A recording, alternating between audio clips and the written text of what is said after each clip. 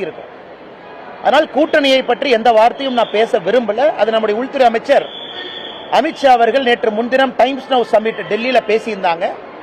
நீங்க அதை பார்த்தீங்க. அதனால் அவருடைய கருத்தை இந்த விஷயத்தை பொறுத்தவரை இறுதி கருத்தாக நீங்க எடுத்துக்கங்க. என்னை பொறுத்தவரை தமிழகம் நன்றாக இருக்கணும், மக்கள் நல்லா இருக்கணும்.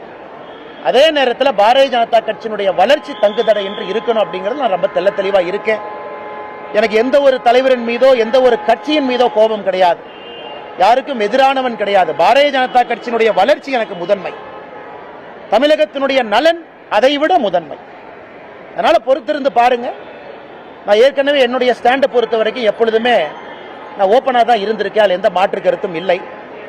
நான் டெல்லியில் பேசும்பொழுது தொண்டனாக பணியாற்றவும் தயார் என்கின்ற வார்த்தையும் பயன்படுத்தியிருக்கேன். அதனுடைய பொருளையும் நீங்க நல்லா உணர்ந்துக்குங்க. அண்ணாமலை அரசியலுக்கு வந்திருப்பது பவருக்காக கிடையாது.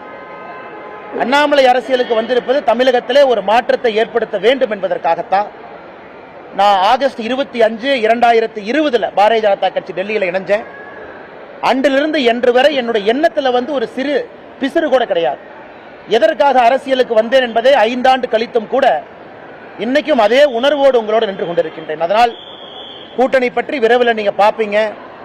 தமிழ்நாடு பாரதிய ஜனதா கட்சியினுடைய தலைவர் எப்படி இருக்கணும் அதையும் விரைவில் பார்ப்பீங்க.